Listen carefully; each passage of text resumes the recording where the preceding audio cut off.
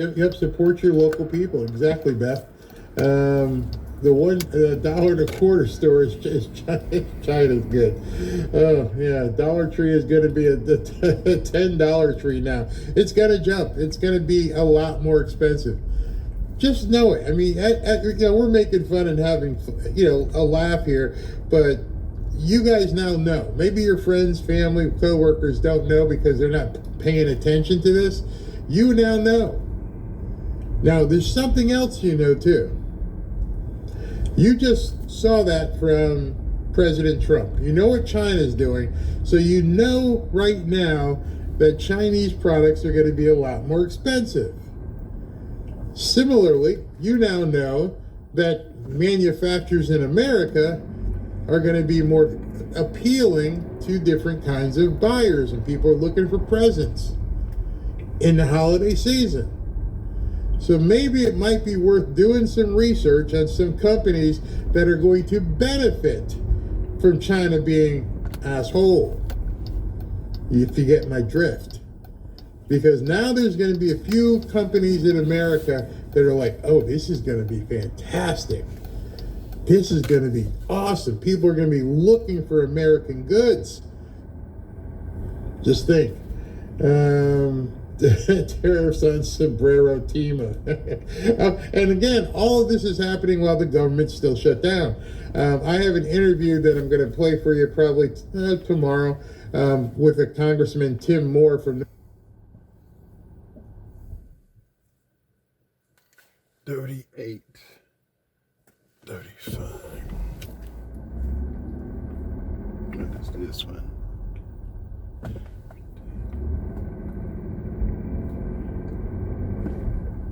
What's this one?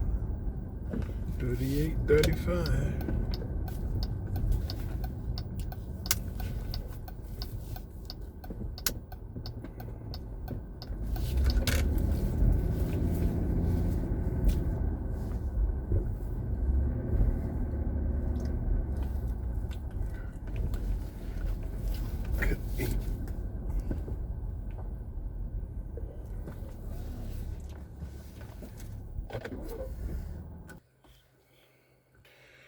See, Nicole,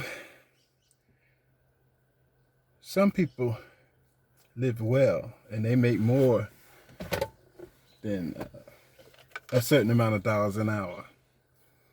But you definitely got to have some bank to be out here. Got it. So you take a look at this neighborhood. You can't stay out here unless you make a certain amount of money. Certain amount. They got another house behind them, a pool house, a pool. This house is nice. Okay, so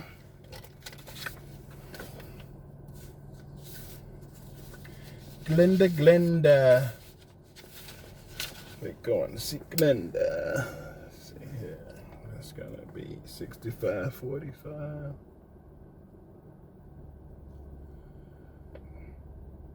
Highway 42, 31 mile, go now, go,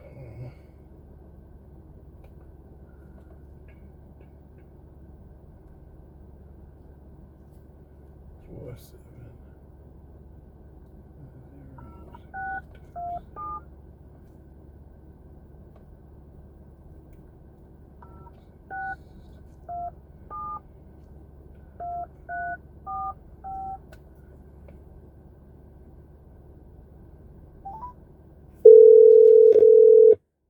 Hello. Hello, Glenda.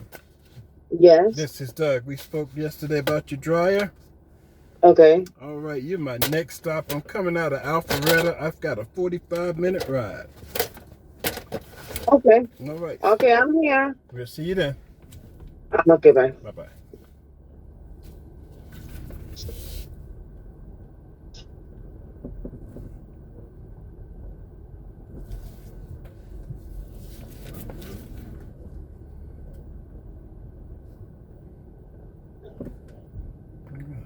Stay on that line there. Come all the way down. Okay. House on the hill. Boom. We come out.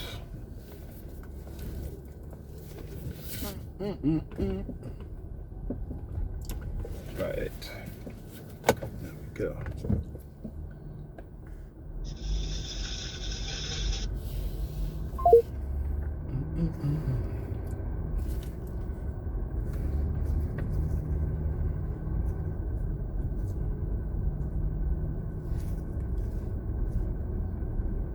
See, he's going for it, man.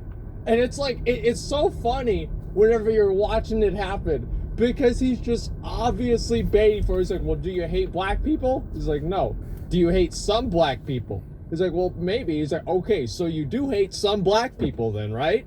And just like, I love this, man. It's so fucking funny. This is amazing. I have with me in studio Okay. Destiny, right? Yeah. How did you get Oh, wait, the this name? is that real a life. lady name? Yeah, kind of. I made it when I was like 9. Wow. You call yourself Destiny? Well, in real life, I call myself Steven, but online, I go by Destiny. Yeah. Oh, so your real name is Steven, Yeah. but online you No, pretend it's to be a woman? Destiny. No, I just have a feminine Wait, name, I what? guess. Yeah, that's a girl name. Yeah, I mean, sometimes it is. This is Do true. they Destiny's know Child. you have a girl name online? I don't think most people see it that way online. Do they see Destiny as a male name? I guess so, yeah. Amazing. Destiny Wow. is a Okay. Twitch streamer, a gamer, and YouTube personality who also Okay. cover politics and philosophy. His website is destiny.gg. I appreciate you coming in. I appreciate you having me. Happy New Year. Happy New Year. And so, are you conservative or liberal? Probably very liberal Probably very liberal. compared to, yeah. Compared to what? Oh boy. Oh, yeah? Okay. How old are you? 30 years old. Really? Wow. And how long have you been a liberal? Okay. Probably 5 to 6 years, maybe. And you were a conservative prior to becoming a liberal? Very much. Okay. And what made you become a liberal? I got a little older, a little smarter. Oh, I you- grew out of it, yeah. And you were tired of being a man? I was tired of being an idiot, What? But So you woke up one day, you know what, I'm tired of being a man. I want to be a liberal. I think there are plenty of men that are liberal. No.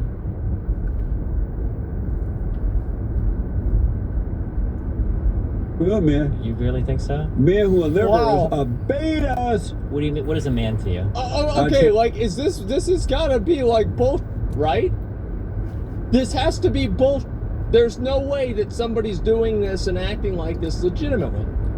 There's no way. No, there's no way. There's no way that somebody would do this. Like, I'm sorry, guys. It's just ridiculous. No, he's actually really dumb. Like, man, I can't believe it. It's real. In a minute. That's a good question. I wanted to ask you Okay. first, though. Let me ask, are you Cuban? Half, yeah. Half Cuban and half what? European stuff. I don't know. So European okay. stuff, Your, okay. your mother was Cuban, your father? Mom was Cuban. And your dad is, you don't know what I he don't know, was. some European. Yeah. Did you know your father? Yeah, I just don't know the background much. I don't really care that much. You don't care that much Nah. about your father? About my heritage or Oh, or- come Oh, on, yeah, I man. understand that. And so I read that you were Okay. banned from Twitter. Yep. Why? I don't know. I got reported by a lot of people. And what did they say about you? Who? Twitter or the people that reported That me? reported you to make them ban you? I have no idea. I got reported for all sorts of stuff. What were you saying? I just whatever things liberals say. I'm not sure. And so, are you okay with being a liberal? Do you feel like a man as a liberal? Because most men, real men, are conservative. What do you mean when you say real man? Real men. my What is God. a man in your opinion? Well, I'm curious what a man is to you. I'll tell you that in a minute, but tell me, since you're my guest, Okay. what is a man? What is a man? Yeah. I don't know. I mean, people that have values of This I guess, is- honor or integrity or chivalry. People that This stand is up for what they real. believe in. I There's a lot of general. But you're I not don't sure even what know a what to man say. is? In what are you asking? Like in a scientific sense or? in a- Period, just period. What is a man? I mean, wow. I think I already gave an answer. What do you think a man That's is? your opinion. So you don't really know what a man is. Did you grow up close to your mother? I grew up equally close to both parents. What Who is were you this the closest about? to, your mother or your father? I think Like- it was about 50-50 on both. So you were 50% daddy and 50% mama? Exactly, right down the middle.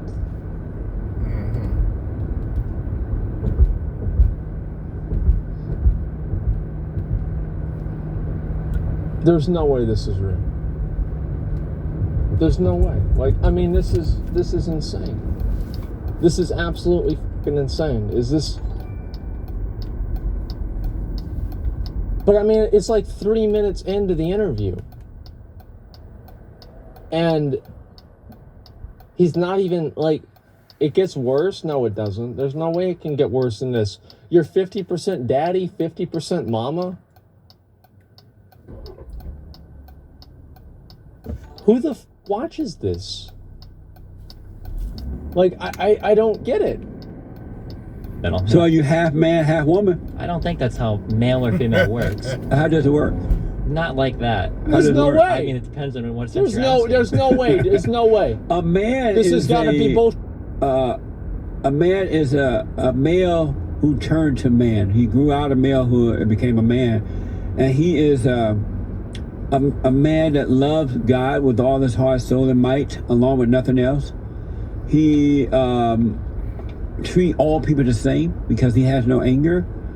He loves what's right. He lead people in the right way to go. Okay, that's nice. That's good. President Trump, and I'm sure you would agree, is a perfect example of what a man is. A I'm man sure even you loves would his agree. enemy because he has no anger for anyone. Oh no. Would you agree that President Trump is a real man? I'm not sure what you mean by man. I heard you describe a bunch of things that have nothing to do with men. It's his nature. He has an obligation of being right. Obligation? His I mean, duty. I think men and women can be correct or incorrect about things. I don't think any of those His things are... duty is to be right. I mean, literally, live right, be right, and lead the way. That's his duty. Would you agree to that? I mean, if that's his duty, he's doing a pretty poor job of it right now. Do you agree that the Great White Hope is a real man? What is the Great White Hope? President Trump. If he is... He's doing a pretty bad job. Oh In what boy. way? What We're in is the this? longest government shutdown in recorded Okay. history as we speak right now. Whose fault is that? It's his fault. He's the leader. No, it's the Democrats' fault. They don't want to give you the money to give him To the build money. the wall. Come Yeah. closer to the mic for me. They don't want to give, turn it up a little bit or something, John. Because I can he's speak a closer little to the closer. mic. Yeah, that's okay. I The would agree with Democrats you. don't want to give the president the money to put the wall up. I Okay. mean, I could either agree with you or I could agree with Trump. When government shutdowns happened under Obama, Trump said that it was the fault of the sitting president if a shutdown happened. So do you think Trump was wrong when he said that? I don't remember him saying that, but Can we bring but it the up his Democrats, facts? I'm sure if we I need do to. Yo, if you don't agree remember that that the happened, Democrats didn't happen. forced There it is. the president to shut down the borders because they refused to put the country first. Isn't it true that they should protect the country before they protect illegal aliens? Do you think the CEO of a company would blame his board of directors for not being able to get something done? Is it true that they should protect the country before protecting illegal aliens first? Don't you think if you're the leader of a country, you should You're not be able to answering get... that question. Well, I'm just Should curious. they I thought Trump was put- supposed to be a businessman. Should they What the put f- is country this supposed first to or mean? illegal aliens first? You should probably put the country first. You said Oh, probably. You're not sure? Well, I don't know what you mean by country or illegal aliens or what you mean by put it first. It's a loaded Should question. America be put first, become first before illegal aliens who are trying to break into our country? What about the illegal aliens that are here right now? Aren't No, they part of America? Should they put America before they put illegal aliens? Put it where? First. Oh, yeah, sure. You do agree to that? okay. I Are maybe. you for All right. illegal aliens breaking the law just coming into our country?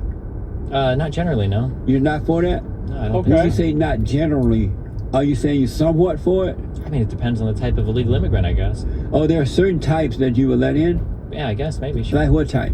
A high school laborer might come here and overstay a visa. I don't think that's necessarily a harmful immigrant. We're talking about the ones who are breaking the law coming across the borders. The Somebody that illegal- overstays their visas, that's where most illegal immigrants come Okay. from. How They about the overstay their ones visas. who are breaking the law? They're not coming with visas. The Most ones of them who that are here breaking the legally. law- This is- No. Yeah. Those who Yeah, are I mean, breaking this the- guy's got to be like drunk or something, right? He has to be fucking drunk. I mean, he's just no. Okay. laws to come here. Yeah, if you overstay your visa, that's a form of breaking the law. How about if you Yeah. come across the border illegally? How about it? Are you for them doing that? No, you should probably try to find a way to get here legally. Yeah. Okay. What does that have to do with the government shutdown? Are you aware that the Democrats are willing to give other countries buku money They even give Mexico and other Buku? countries Yeah, buku money, but they're not willing to put up does the money to buku protect mean? their own country, America. What's Boku money? Lots of money. Oh, How? You're not aware of that? In what ways do we give them money? Many ways. You're not aware of that? Are you saying you're not aware? I just want to understand that. I'm just curious in what ways you think we do. Is it fair to give That's other a lot of countries money, but not give money to put up a wall around your country? I don't know. Is it fair to give tax cuts to the wealthiest Americans and spend a lot of money on our military, but not fund the wall? I mean, Trump could have done it with any number of funding bills. I mean, Amazing. Did you vote for Hillary Clinton? amazing! Yeah, I Wow. Well, Okay. no wonder your name is Destin. Destiny. But Destiny. to be fair, your name is Jesse. I've heard Yeah. that used for women quite a bit as well. With the I, it is useful. I just hear But it. I no hear Jesse. I. If somebody told me that Jesse was coming into a room, I'd be Oh, expecting here to we see a go. pretty lady. Not with the I. I can't hear an Are I. you married? No, I'm not. Okay. What does any of this have to do Okay. with the government shutdown? Let though? me go. I just explained to you that the president was forced to close down parts of the government because the Democrats refused to give him money to True. put the wall up. But they're willing to support abortion. Are you for abortion? Why wasn't the president able to negotiate with the Democrats? Because the Democrats are evil. They are selfish. They Boom. want There the it is. votes. There That's it why is. they want the illegal aliens in Boom. here. And they think They're just evil. because they're running Congress right now that they have True. power. They don't.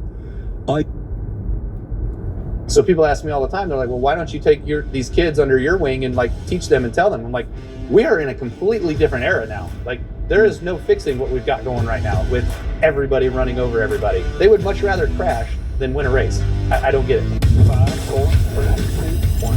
We all keep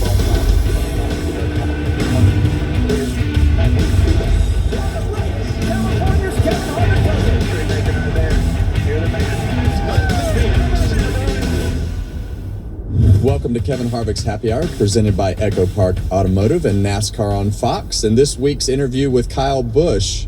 And I think for a lot of the fans and myself personally and everyone here at Fox, this is going to be a great interview. You got to see a little piece of it on the pre-race, but Kyle had some pretty interesting answers to some pretty direct questions. So I can't wait to hear it. Hope you enjoy it. Hello, sir. Yo, yo. How are you? All right, what's up? Just working. Living the dream, man. How are you? Hanging out. City to city, town to town, still living the NASCAR schedule. So you're living the NASCAR life, going week to week out on the West Coast, just doing normal stuff. Yeah, exactly. You know, we went to some Brexton racing earlier in the week before Phoenix, and then Phoenix to Vegas, West Coast swing, stay out and have some family time, stuff like that, and then go home right after Vegas. How do you balance it all? I mean, when you come to Vegas, there has to be more to balance than on a normal week. Is that fair? Not really, not anymore. Like I've got a couple friends in town. They ask for Yeah. passes and they just go, and low key, you know, no big deal. But we're tourists, man. We're just here. No family here, no house or anything that from back in the day. So it's just kind of seeing how the city's grown and what it looks like now from what it was when I remember as a kid. So you come to Las Vegas. It's been since 2023 that you've won. I don't have to remind you that. I've been through the exact same thing that you're going through right now. I look at several moments last year.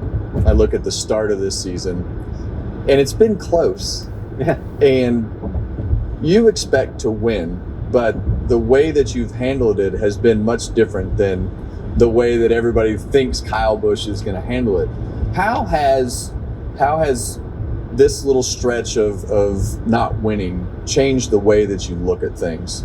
It's tough. I mean, it was really hard last year going winless first year ever in Cup Series competition, not being able to score a victory was really hard. So I don't know. I look through it through my son's eyes sometimes because he talks about how Owen gets to go celebrate with Tiny Kyle, and when he wins and he gets to go run out on the racetrack and get a ride to victory lane and all that. And Brexton, when we were in our highs of 2015, 16, 17, 18, even some of 19, we won 4, 5, 6, 8 races a year in those years. And so he was too young to really kind of remember it and take part in those because he wasn't that perfect age of running out to the track, you know.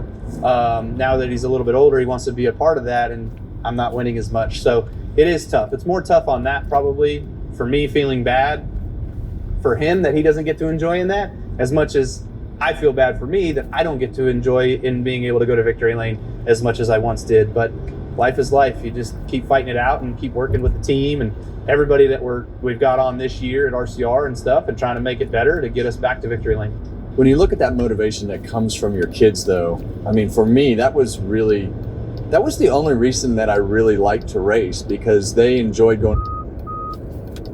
Everything that we did revolved around the racetrack. And I think that the connection that I've seen from you with Braxton in trying to help him has to motivate what you do on Sunday, not just for riding in the car, because you know, when you look back at winning all those races and you talk about Braxton not really understanding it, it's got to be somewhat of a help as a parent too, to make him understand how freaking hard this is. Yeah, I mean, I think what helps him understand how hard it is are the times where he travels and he goes and races and he doesn't win all the time. So he gets to kind of see like, okay, it's not just jump in a race car, automatically I win, right? So he gets to see a better picture of that. It is hard. You do have to work at it. Yeah. It is something that this doesn't come easy for everybody. And so that helps maybe a little bit, but he still does remind me quite often that he wins a lot more than I do. Yeah, that'll slow down though. That's what I tell him. Yeah, it's not always going to be that way. Yeah. I say, cherish it, man. Cherish all those moments that you get to win, because it's only going to get harder. Does he ever go back? Because Keelan does this with me. I keep trying to refer to myself in my situations, because I don't want you to think I'm picking on you, because I'm not. Does he go back and watch YouTube? No, not yet. Not yet? No. Oh my gosh, buddy, you are in for a hell of a...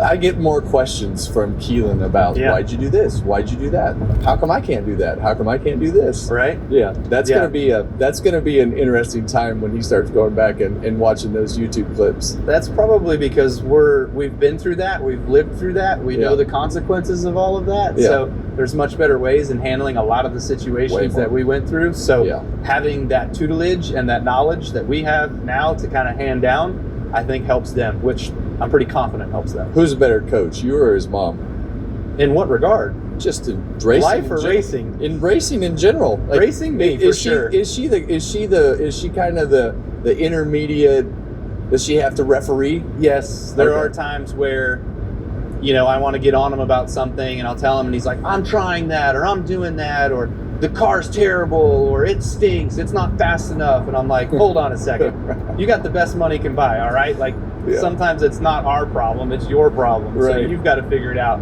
And then he gets a little mad when you tell him that he didn't do his job, but mom is kind of the intermediary there, where she helps kind of smooth things over, and we get to a common ground. So where do you think, going back to your stuff, where do you think from the start of the year to where we are right now? I know we've got a small sample of speedways in Phoenix. Where do you think you and the team are currently?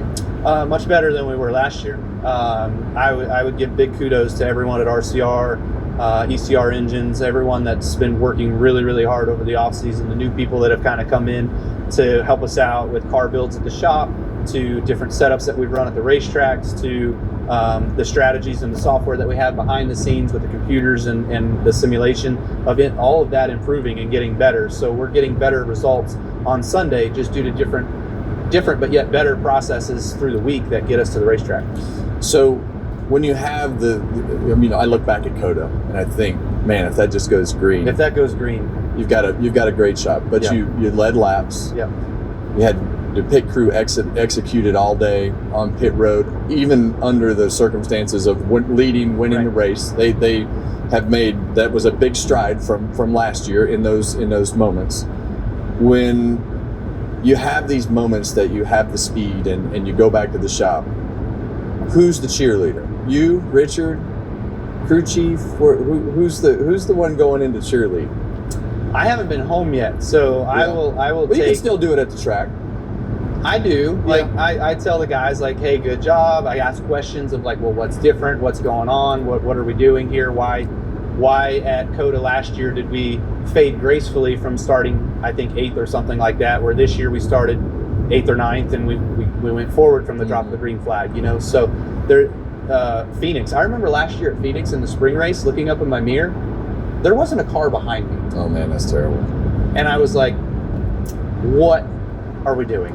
Yeah. What is happening? And this year, we qualified 15th, which maybe 3 spots worse than I probably should have, could have been. So for the potential that we had.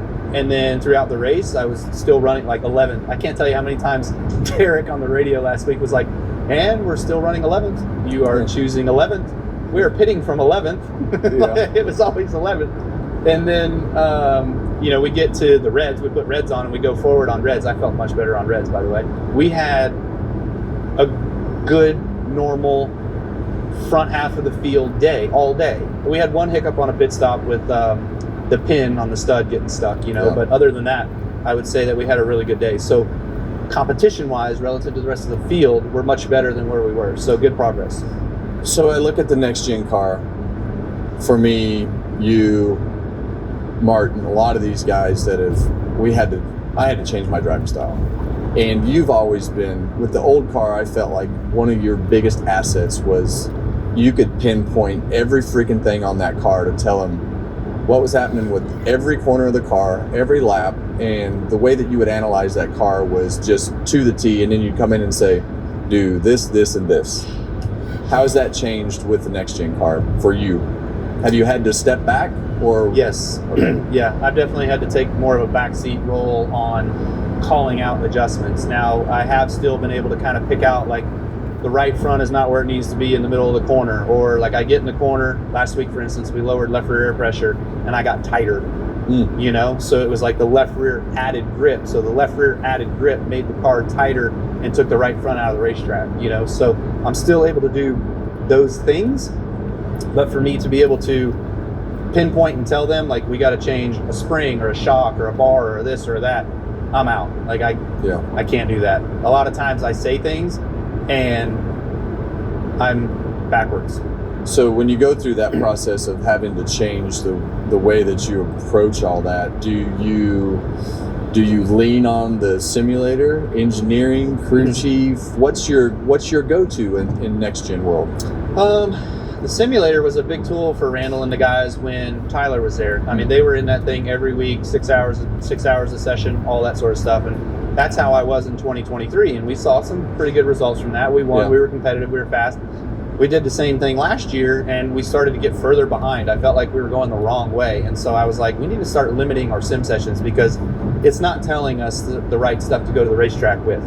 And so then we started relying more on like the Hendrick guys and the notebook and the sharing of the key partners with the Chevy stuff. And so again, that sort of really wasn't the answer either. There wasn't a clear-cut definitive of like, where can we improve?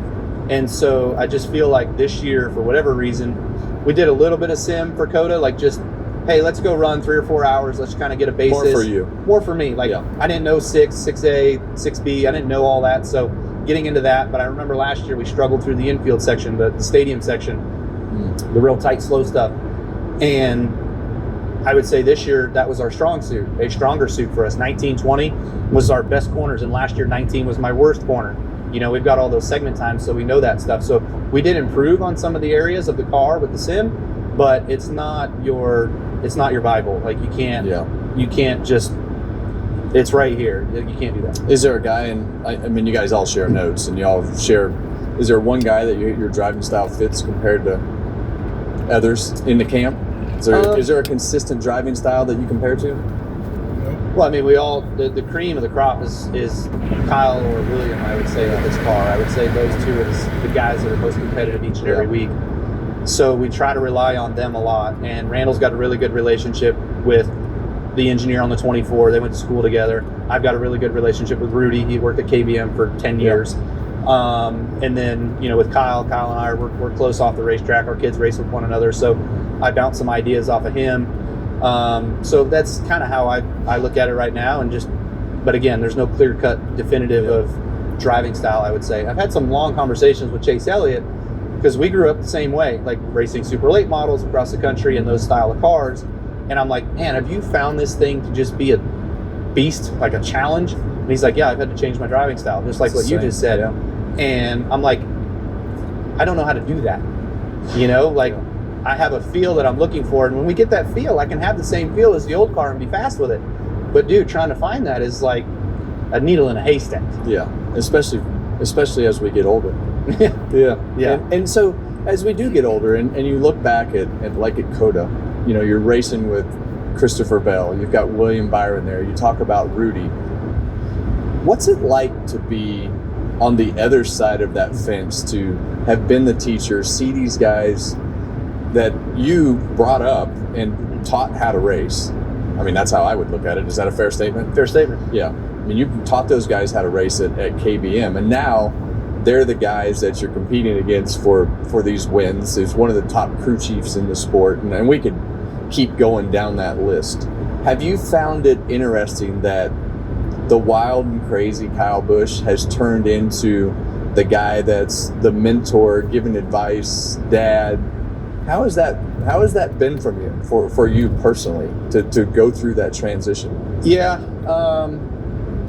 I don't know exactly. I don't know how to answer. I know what you're saying. I just don't know how to answer it. But for me,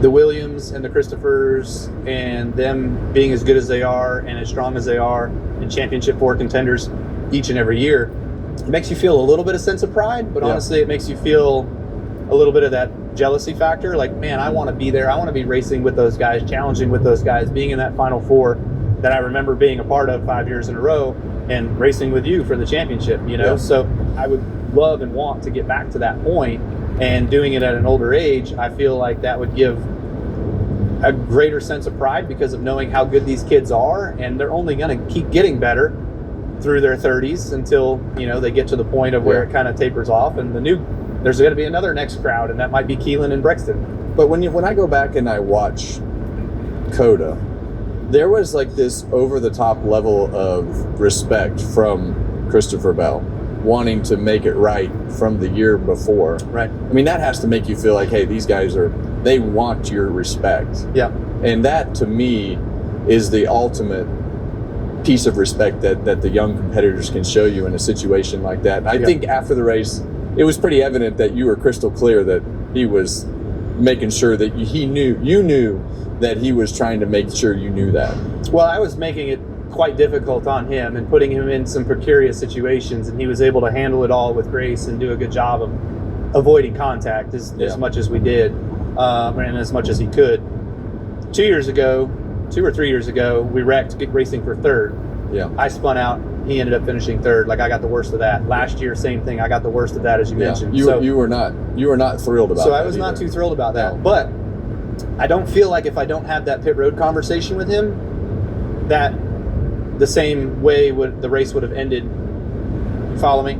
Yeah. Oh yeah. This year. Follow you 100%. So I feel like, you know, not that I wanted him to know how upset I was. Yeah. And that I was mad at him. And look, I don't expect these guys to just lay over and give to me because I helped them through the truck ranks and gave them some knowledge bank to utilize for their career. But you give me this much, I'm okay with that. Yeah. You don't give me any, Not okay. not okay. Yeah. Well, I mean, you can take it away from the guys that have grown up around you or came through your system. I mean, you look at the host of our scenario. I mean, you were pissed at him at Atlanta, and Right. And do you reach out to him, or does he reach out to you to try to get better? Not a word. Okay, well, that one's different. That's a bad example. Well, And so the Hocevar problem, the biggest problem I have with him is when he was 13, 14 years old, whatever it was, I was racing at one of his home tracks in Michigan with a super late model while I was a cup guy. Not Berlin, it was Kalamazoo. okay. Lap 8, lap 11, somewhere early in the race. Like, I wasn't that great, but I was going to bide my time, and I was just riding, right? Like, you ride. He comes right up alongside of me, sideswipes me, puts me in the front stretch fence, and goes on, and I'm like, what the hell just happened? Never nothing after the fact, never a sorry, hey, my bad. Yeah. And, like, same thing right now. It's just, like, he hasn't learned not one thing because he hasn't been under someone's wing this entire time. Yeah. It's just... So when you look back in those situations for you, is there one conversation that you remember? Was it a Tony Stewart. Tony Stewart. Where Tony at? Stewart. Tell me. I think it was Vegas. I made him mad at Vegas. It was in the last 25 laps of the race, but I cut him off a couple times, and he tried to get back at me, and he missed. and he ended up fencing himself off of turn 2, and I think I finished third. I think he ended up like 15th or 20th because he killed his car. Yeah. Steel body cars, right? And he was not too thrilled with me, but it was like he was mad at me for like another 2 months, and then finally we had a run in with one another again, and I went over to his bus and I was like, no, Eddie called me over to his bus. He goes, hey, Tony wants to talk to you. I'm like, okay. So like you're on pins and needles, like you're you're waiting to Is hear. the monkey going to attack me? What's going to happen? Or the dog? Or the dog? Yeah, the German Shepherd. So yeah, we went in the bus, and he was like, look, man, you're young, you're fast, you can do this. You're going to be a winner, multi-time winner, champion one day. Like, you've got it. You're going to be fine. You just got to figure out how to rein it all in. Yeah. And be in control or under control and all that sort of stuff, and do the things of like how that era of racing was done. You remember? Like that was the Mark Martin era, the Jeff Gordon era, the Tony Stewart era. You were there, the Harvick era. Like that was a different era than where we're into today. So people ask me all the time, they're like, well, why don't you take these kids under your wing and like teach them and tell them? I'm like, we are in a completely different era now. Like there is no fixing what we've got going right now with everybody running over everybody. They would much rather crash than win a race. I don't get it. At the end of my career, the winning slowed down. Still, we've Not really though. I mean, a Your little second bit. to last year, you had 9. I know, but it was different. Like, well, the slump that we got in the next gen car, we went a year without winning, got into the middle of the year and won. But in that time, it was this really weird transition of the people almost rooting for you.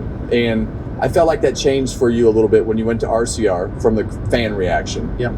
And now I listen to driver intros and I'm like, wow, there are still some boos, but it's not like old Kyle Busch boos. Yeah. Like it is a fan base that's rooting for Kyle Busch to win. That has to be almost feel, it has to feel a little bit weird, but it has to be very motivating because those people are rooting for you.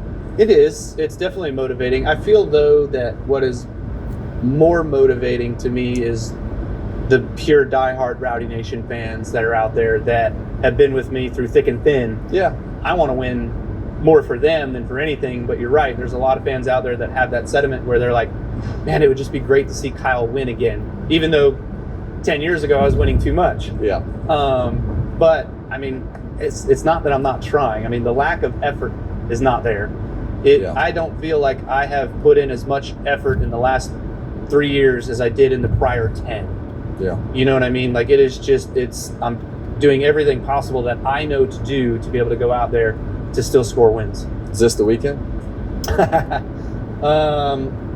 Last year's speed would indicate that this weekend would be the weekend. We were fast. We were the only car to pass Kyle Larson under green flag conditions last year, so that felt really good. It all depends on what kind of piece you get to the racetrack, so I would like to say that Vegas is one of my better places. I finished top 3 here 5 of the last 8 times or something like that. It's a really good track and I enjoy it. It's a 1.5 miles. I love running strong at the 1.5 miles. It's a wide track. You can run anywhere you need to run. So let's go. Yeah, make it happen. Last question.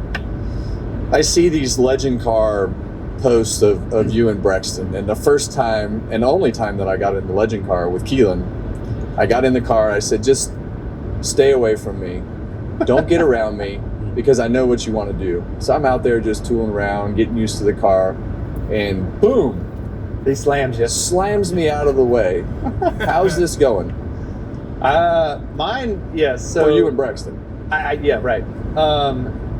We went to Caraway for our first test, and we're running around there, and I let him get a few shakedown runs, and then I go out there and I run, and then we go out there, we run together, and I was about 2/10 quicker than him from my first run to his. I think it was his third run. Yeah. So I still had some speed on him. So I let him get out there in front of me, and I'm trying to get closer to him. I got within half a car length, and I couldn't get to him anymore. So then we have radios, so I talk to him. I says, hey, let me by. So then he lets me by, and same thing. Like I get out about a car length on him, and he can't get to. I know damn well he's trying to hit me. He wants to run you over. Oh yeah, because that's all he talked about is I'm gonna hit him. I'm gonna hit him. You know, to our crew guy Aaron, and he couldn't get to me. So I felt some goodness in that. But what I didn't feel some goodness in was that he kept up with me. Yeah. You know, so I let him go run a few more times, and then we go out there again. We run our last session together. Same thing again. Like I get out there with him, and I can't run him down, and I get out there in front of him, and and we changed his setup a few times. So now he's getting too loose, but he couldn't run me down either. So it was fun. No contact was made. Yeah. But good successful test. It's not far away. And I think when you look, you ran the Winter Nationals. I ran a couple at days. Auburndale. Yeah. I didn't fare very well. I got ran over every time I was on the track. Yeah. Yeah. So what happens when Brexton goes faster? Is that like, Then I moved to the Masters is division. that when you just say I'm done with it? That's when I moved to the I'm over Masters. it. Like my kid's faster than me because I feel like that's where I'm at. It is. I'm already retired. Yeah. So it doesn't matter if I get beat, but that's a lot of pressure if the 10-year-old winds up kicking your ass. But that's what we're here for, right? know. Like that It is. should happen. Like Yeah. if he doesn't ever progress enough to be faster than me, Yeah. end of the road. We're done. Save the money. Yeah. You know. So I look forward to the day where he's faster than me and he can Yeah. put clean moves on me and pass me the way that he needs to. And we do the same thing in late models. We go do it again there. You know. So I feel like that's really my forte, my bread and butter, where I made Changes a everything. lot. And so that'll be pretty fun when we can get to that. Well, it's been a heck of an evolution Oh yeah. as we've gone through our careers, and now we're watching our kids race. So I hope you park that thing in Victory Lane because I think there's a lot of people rooting for you. So good luck. I definitely want to. Thank you. Thanks. Yeah. Appreciate it.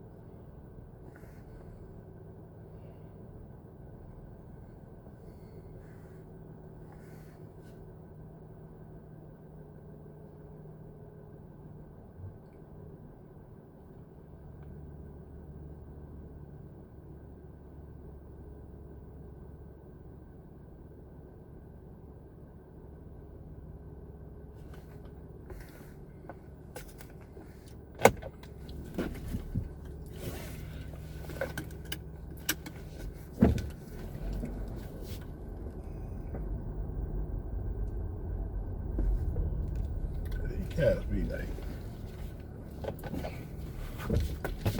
move.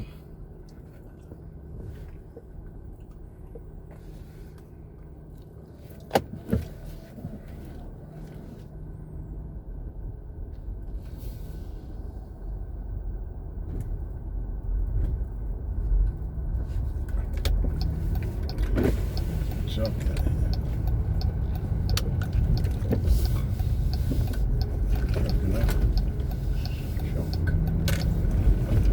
Money, man. Jump.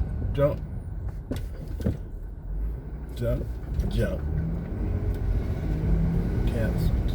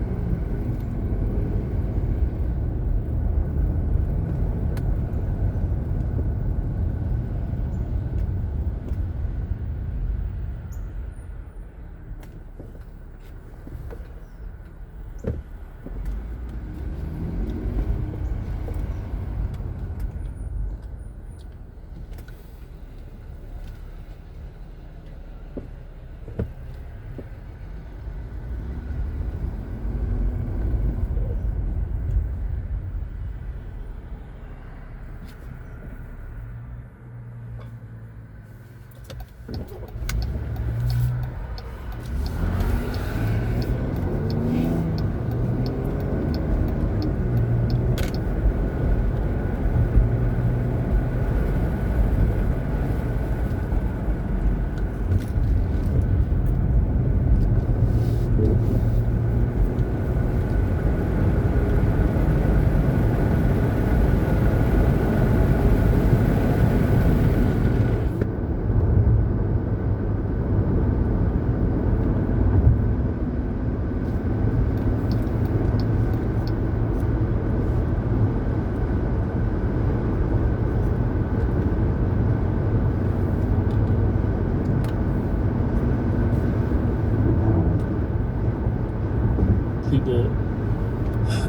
because black people, liberal blacks, I wish they marginalize conservative black voices, and they should be getting a second opinion, because if you had a second opinion, you would see things from other people's point of view. And black people just, especially black liberals, black women, black men, they put themselves in a box and they see the world from a racist lens. Like, I do not doubt for a fact, if that dude was on the jury, whatever his name is, he's going to convict that man simply because he's white. Yep. Yeah. Same. Yeah. Yeah. So the problem is, what we're gonna do with these niggas? Hey, wait, but check it out though. There was another case in New York on the subway. Somebody else got killed on the subway. It was a black man versus a black man. Really? You see that? Yeah, I saw that. Okay. You saw that? Yeah. So black man attacks the other black man's girlfriend, I think. It was punching her, hitting her. Black man has a knife, a weapon, stabs him, kills him right there on the subway. At first they say, okay, we're going to give you manslaughter. Then they drop it. Then they drop everything. So no charges, no court case, no nothing. Wow. But then you're nearly with the little restraint. Right. And things go wrong. Oh, let's go throw you in the penitentiary. Right. Yeah. Same place, New York City subway. Yeah. And that dude was actually carrying a concealed weapon that he had a license for. And they dropped the charges against him. Yep. Because they had a weapon charge at first. Drop all of that. I seen another video of it was a black guy and a white guy. I wish I had that video. And the black guy just punches the white guy for like bumping into him. Oh, yeah. It's been a great video. Black guy punches white guy. You're gonna get shit. You gonna get the whole internet. Yeah, you gonna get. Hey, is it just me? Your feed on Instagram. I just see nothing but black people just crashing out. Black women, black dudes fighting. I'm like, why does this keep coming up in my feed? Why can't I get some white people acting? Is your feed like that too? I don't really see that too much. I be seeing them Instagram models on my feed. I don't be seeing. You be looking at them twerking videos. See, I like too many of them crashing out videos. Yeah. That's probably what as soon as you look at one, you're gonna get everything. You're gonna get bombarded. No, you look at it, but didn't you like it? Yeah. And save it. And you save it, that keyed in right there. Gonna get all of that. Algorithm. Right. I guess my algorithm messed up. Yeah. I don't mean to sound so racist over here. So you grew up in South Boston. You spent time between West Virginia. Where you live at now? Well, I grew up in Norfolk, Virginia, that area. Norfolk, Virginia. Okay. Yeah, but you always confuse Norfolk with Virginia Beach for some odd reasons. Same thing. It's all one place. Yeah. But now I live in Chattanooga, Tennessee. Oh. Yeah. So I'm probably about 90 minutes from Atlanta, about 2.5 hours from Nashville. Oh, okay. You spent a little time in Atlanta too, right? Oh, yeah. I'm in Atlanta quite a bit. Tell me about Atlanta. It's a gay place, right?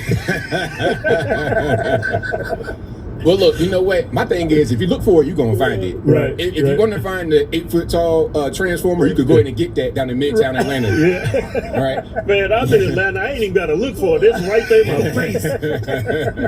They swinging on balls. They hanging off of signs and stuff. They twerking out in the middle of the parking lots and stuff. Yeah, that place is like really gay. Like the women there. We was going to the airport in Atlanta.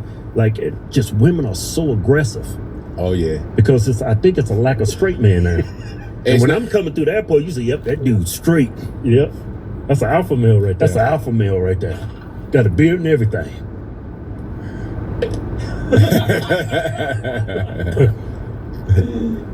No, but they're very aggressive. They will pull up on you. You could be on a date with one girl. They're coming to host, the waitress, somebody at your table trying to talk to you. Yeah. Or when she goes to the bathroom, she'll give you the number. I've had that experience a few times. Oh, man, Atlanta. Yeah, I ain't got enough. Well, I'm married now. I can't do it. Nah, don't even do it. I ain't had a black piece of ass in a long time. And they wear you out down there because they as no men. Oh man, they're gonna wear you smooth out. So stay away. Yeah, I was married before she was black. It was a horrible fucking experience. I was like, I'll never do that shit again. Are you married? No, I'm not. I was, but I'm not. I'm in the street. Oh, you're in the streets, huh? Yeah. Yeah. Do you have a preference in women, or? I like black women. Yeah. I like all women. Yeah. Yeah, I ain't gonna discriminate now. If I get one of them, like, big European Melania Trump looking women coming here, yeah, she going. Right. Come on back and tell the nigga with me. We leaving. Right. Yeah.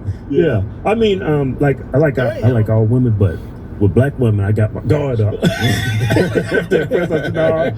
know the signs. It's a traumatic experience. It's like, oh man, I don't want to do that no more. Yeah, I don't know. Some people say I just picked the wrong black woman.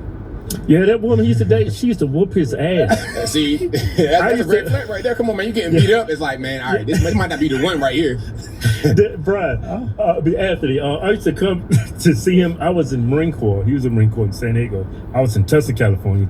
I would drive up to go see him, and every time I got to see him, he had a new scratch. Yeah, girl. I was like telling Keith, man, you better leave this woman. You gonna wake up one day with a knife in your chest. Mm-hmm. That woman was, man, you the one that turned the car around. That's how I met the bitch. We drive around in San Diego, right? I said, look, man, I think those some hookers. Turn around. That's exactly what you said. It was two black chicks walking up the street. So I turned around. They were some hookers, but they was just walking up the street and they got in a car with us. That's how I met her. That's how he met his ex. Yeah. Dang, y'all Got married. You know what the problem was? We got married too young. That's the problem. How old were y'all when y'all got married? 19. Oh yeah, nah. Come on, 19. Why would you get married at 19? Stupid. I'm a family man. But y'all were in the military too. Military guys, y'all known for doing that. Like in Virginia, like we see y'all coming out of the way. The boat boys, especially the Navy guys. Oh yeah. Once you leave the gate, them girls are ready for you. Yeah. Right. And you get paid more money when you get married. Yeah. They're big. So they incentivize you to do it. Yeah. Y'all got the guy. Bitch took all my money. Anyway, what do you think Penny's life is going to be going forward? Because Zimmerman went through the same kind of thing with, we going to do something soon, but nobody did anything to him. So ultimately, he'll be okay, I think. They'll go to Thailand or something. They'll get one of them lady boys. What? Just joking. I would probably leave the country. Personally, because, man, people are crazy. In this climate right now, like everything's been polarized so much, people are nuts. People are crazy. People are crazier now than they were during Zimmerman. So once he gets his money from New York City from the whole thing, his special settlement money, go ahead and leave. Yeah. He's looking at a big settlement too because they broadcasted on several networks. Like that guy saying he's a white supremacist and Klan, and I think he has a great case against the media too. Yeah. The way they portrayed him. Yeah, it's like textbook definition of slander what they're doing against you. Yeah, like Kyle Rittenhouse too. Yep, same thing. How much did Kyle get? He got a big settlement, right? I think it was undisclosed. It was rumors going around, but I didn't see no official figure. You remember the Covington kids? There was at the Capitol at the steps when that Native American came up. Yeah.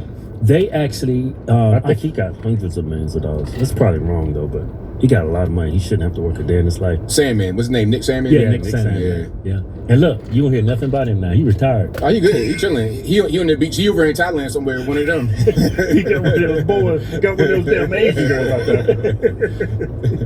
Yeah, man. It's just, you know, when I was growing up, I used to look at the TV and people wearing the suits, and I would just give them this sense of authority over me, and everything that they say is true and real and correct. And it's like now, me being an adult, I look at the media and they're just reckless. The things they say, there's no fact check. When they do fact check it, your stuff, they share opinions that's, you know, it doesn't make a lot of sense. It's like Don Lemon is a perfect example of that. You know, he left CNN, got fired from CNN.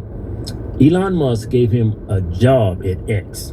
Yep. Great opportunity. What does he do? He go interview Elon Musk, and the whole time he's patronizing, he's condescending, and he gets fired. It's like these people are their own worst enemies. Yeah. I mean, don't know. The way the mainstream media works is that they'll present something that's true in an incorrect way. So the way they'll say it, they use certain little keywords, make you think something else other than what the truth is. But then when you say, hey, you lied about that, they say, no, we didn't lie, we told the truth. But you know how people are. They don't really understand what you're saying. It's like speaking in lawyer speak. In perpetuity. What that mean? I don't know what that means. And they know you don't know it, so they put it in the contract so you sign it and get railroaded. They lie by omission. Yeah, exactly. Prey on people's ignorance. Yeah. Democrats, that's how they get votes. They prey on your stupidity. Hey, let me ask you this, Anthony. Who you think is the dumbest demographic, the dumbest voting block politically? Everybody already know that. You keep asking questions. I struggle with this. It's either black women or white women. I don't know who's stupider. Nah, I think white women do things. I think they do things to get power for themselves. White women. With feminism and everything, they're very crafty. You know, that's why they want abortion, because they want to just go do what they want to do, delete the baby, and get away with it. But we don't do things to get anything. We just do it just because. Because just out of spite. Out of spite, because my grandmama and them did it. I'm gonna do it. You have no idea who's running, no idea what their policies are. I'm gonna just do it. But the white women, they do things for a very specific reason. Right. You know, I've came across a lot of videos, a lot of civil rights leaders, a lot of people sharing opinions about the civil rights movement. They actually say that the civil rights movement actually was detrimental to black people. He said we were better off back then. We were, exactly. You know, all the integration, all that kind of stuff, they set us back. They set us back. And then now we got a handout for the government. Give me this, give me that. But at the same time, we're not moving forward. Right. So then when they bring in money to a community like we want, that's called gentrification. Oh, why are you bringing in the Starbucks? Well, didn't you want some more money? Well, there go the money right there. So are you prepared for it, or you want your handout? What they're going to end up doing to the community is shipping them out way far away.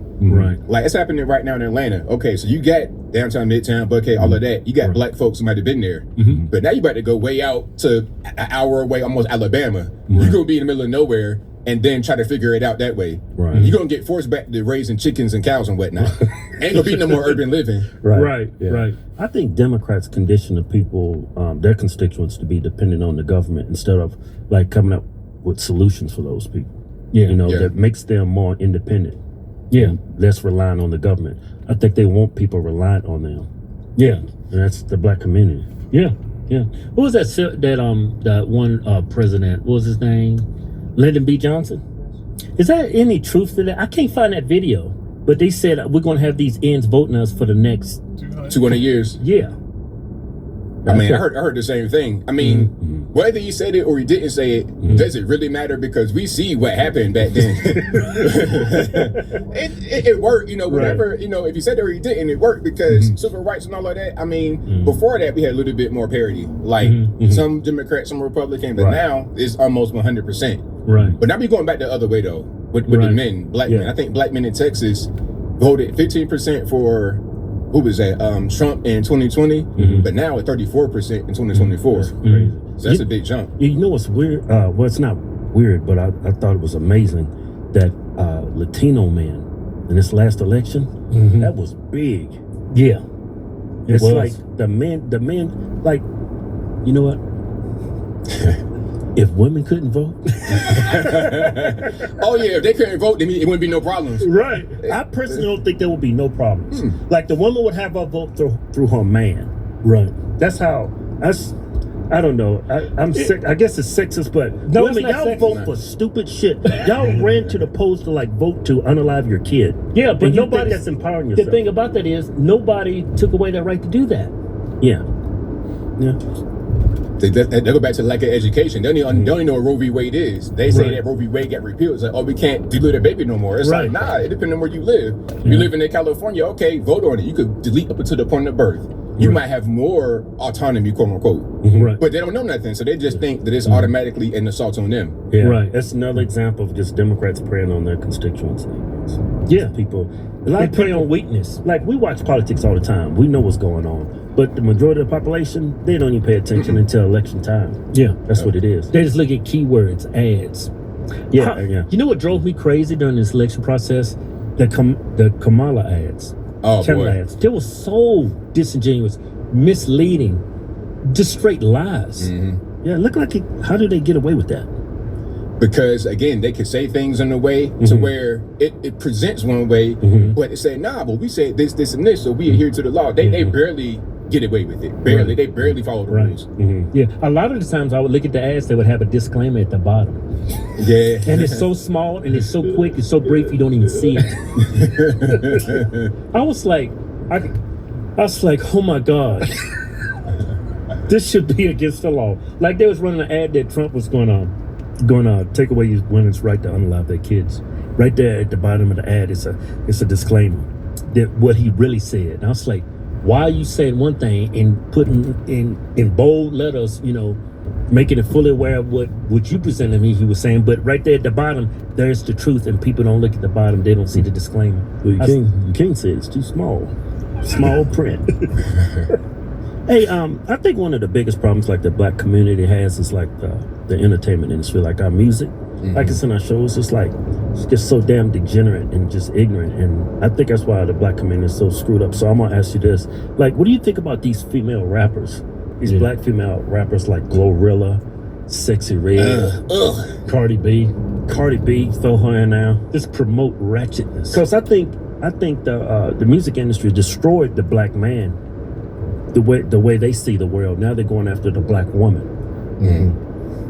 Man, Sexy Red, that's somebody that I hate a lot. Every time I see her, it's just like if the STD could just animate as a real person, it's Sexy Red. I mean, she's bad. And then they go back to lack of education. A lot of these black kids out here, their parents ain't there, nobody's there except for the TV. Okay, and then the mom think it's cute. Oh, look at do that dance. And it's Sexy Red twerking. This little girl's 5 years old. And then they put it online. It's like, but they don't know nothing. That's the whole thing. Oh, we got a clip.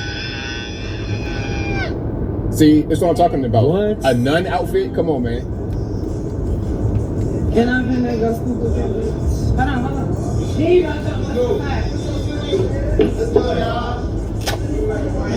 See, like now we just doing too much. You see what I'm saying? It's one thing to just be kind of gross and disgusting, like, you know, something on the bottom of your shoe, but then you want to bring religion into it. I think she being told by somebody else to do that. So the Jews is talking to her. Because all these music labels, they're like her, like what do you call them? The agents. All of them are Jewish. Yeah, I know. I won't bring up the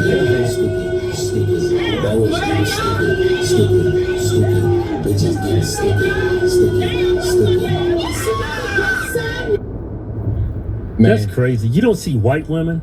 Well, you don't see. I mean, they do it, but they do it classier, you know. Hey man, can you please look? I never wanted Taylor Swift to appear on my TV screen so fast. Let me get Taylor Swift. I mean, she might have had 45 boyfriends, but that's fine. That's fine. At least you're not looking like that. Yeah, but I think that's going to destroy black women. It's already black women are ratchet now more and more. That's going to destroy the black women. If any black woman is following Sexy Red, it's over. It's a wrap. Yeah, man, me get Taylor Swift, man. That's what I want. There we go. A nice woke progressive. Yeah, I'll take that over a black. Oh man.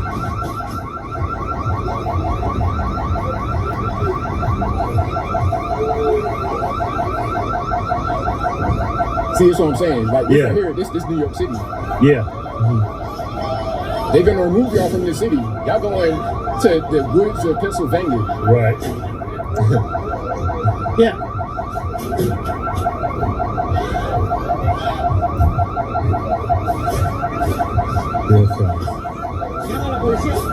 What the hell is this? I don't identify with them. I don't know who they are. All right, that's enough. That's enough. We get the picture. But I've never seen a video of white.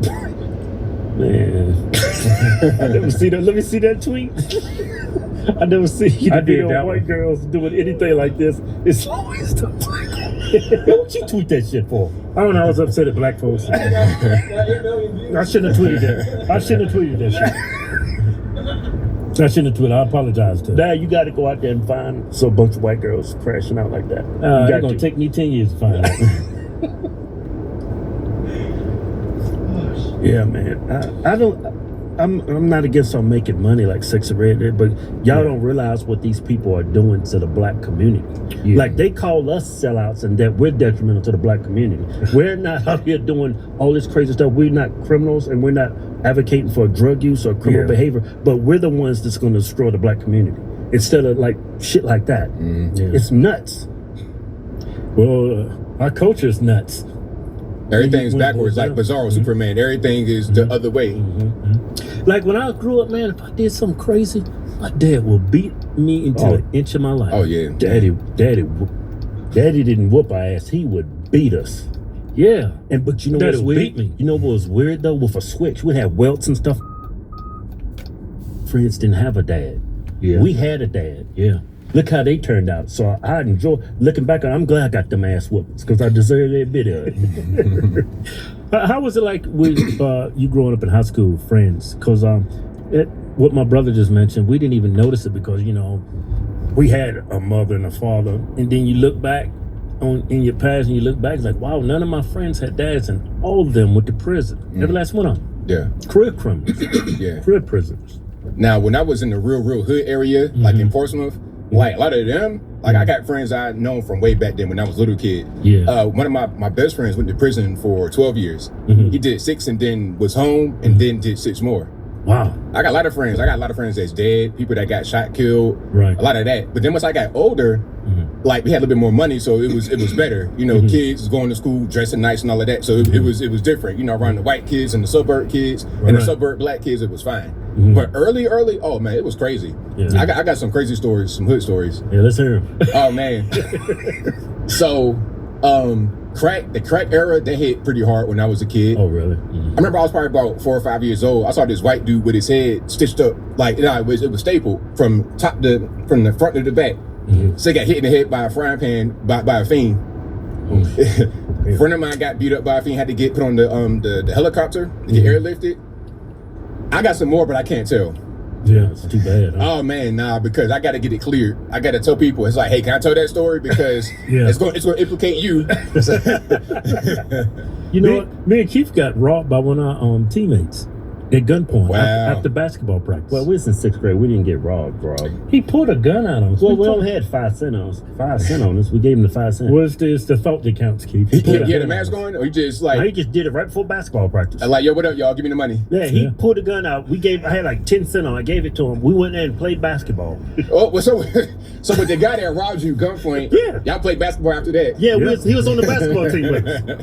But you didn't go like kind of hard on no crossover, no dunk? No, that nigga got a gun. And the crazy thing about that, after practice, he pulls his gun on me again. I know you got more money. and this time the coach saw him. Yeah. Oh, man. Next day in school, he sat me down with the principal. What happened? He said, well, he pulled a gun on me. He said, what did he say? He says, give me all your money. I gave, how much money you give myself? I think it was like 2 quarters. Yeah. I was going to get me some candy after basketball practice. We was in like 6th grade. He got expelled from school. I didn't send him at school ever again. Man, look, if you got a gun trying to take 25 cents and that ain't enough, you want more, you might need to do something else with that, man. Go ahead and sell that gun and get your life together, man. Come on. Yeah, this is before Biden inflation. 50 cents was 50 cents back then. Yeah, you know what? But when we got out of high school, I was like, I got to get out of here. All my friends going to jail, ain't got nothing. So we joined the Marine Corps. Yeah. How did you get away from it? Well, me, I was always my mind was somewhere else because remember, in the summertime, I'll be in West Virginia, so it wasn't no hood stuff going on. It's just country roads, no stoplights, straight dogs. It's super country. How about the Klan? They went after you? No. You're not really West Virginia. It's straight like everybody staying in the areas. We had a black community in West Virginia, believe it or not. That's 97% white state, but in Rand, y'all know Randy Moss? Yeah. Randy Moss. That's where you from. Oh, really? Okay. Yeah. My mom went to school with his mom. We know him, but anyway. We over there, we chilling. Now, if you go down this little area in one of them hollows in the mountain, so now you're going too far, and if they string you up, it's your fault because you went there looking for it. Yeah, stay in your little neck of the woods, stay in your pocket, and you be good. Yeah. The same thing goes for the white man. Don't be coming to my hood, I'm gonna string you up. Man, you crazy as hell. I remember when we grew up in a poor white area, and my dad had a choice where you want to live, the poor white area or the poor black area. I'm going to live with them white rednecks. Yeah. Daddy was a good man. Kept us out of trouble, man. How was your dad when he disciplined you? Did he ever hit you or? Nah, he wasn't really the disciplinarian. My mom was. Oh yeah, she took the shoe out, huh? Oh no, mom, she don't play no games. Yeah. 5 foot tall would beat you to death. Dad was more just like, he would talk. He was more like a logical thinker. He's a man. He's a man. Yeah. Mom crashed out. Right. So I was kept in line by them. And then my grandparents, like my great grandmother lived to be like 95. Up until the day she died, she was real sharp. When she was in the 80s, she was strong. She could beat you at 85 years old and it'll hurt. Yeah, so that's who kept me in line, is them. Yeah. Mama would just come in and save us. Stop, you gonna kill him. Nah, mom crashed out. She ain't play no games. Yeah, but now you can't even beat your kids no more. It's against the law. I've never touched my kids. You got good kids or they bad? They bad as hell. Yeah, there you go. You know what? After this park, I'm gonna go beat the shit out of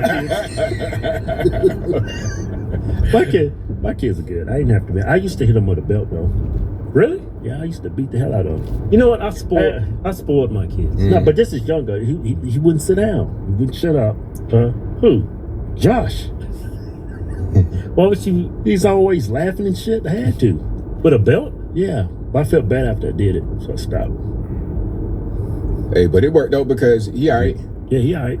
Yeah, he ain't die. He good. Yeah, he's shy as hell though. I think I beat the hell out of him. Oh, he probably got that from me. You know what?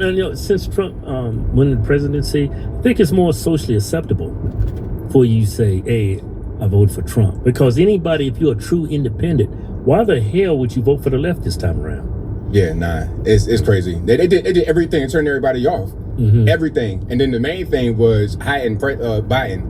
This guy's 100 years old. He looked every bit 100 years old. And when that debate happened, I had liberals calling me like, man, he looked crazy on stage. Like, that's how he looked for real the whole time. I didn't even know. They had no idea. Yeah, there's that one part where Biden was talking, then he just looked up, we destroyed Medicare. He said something like that. We end Social Security. Yeah, he said something crazy. And then they went to Trump, said, I don't know what the hell he said. He doesn't know either. And you know what gave so much credibility to the Republicans? Republicans have been saying this for like the last 4 years. Yeah, been saying it. I've been saying the same thing. Like before, like 2019, I'm like, do y'all see that guy right there? Look at him. He looks 1,000 years old. Yeah. Oh, you just hate him. He has a stutter. It's like, nah, there ain't no stuttering. Right. That's just age. Right. This dude about old as dirt. He about to, hey man, one swift win, he's done.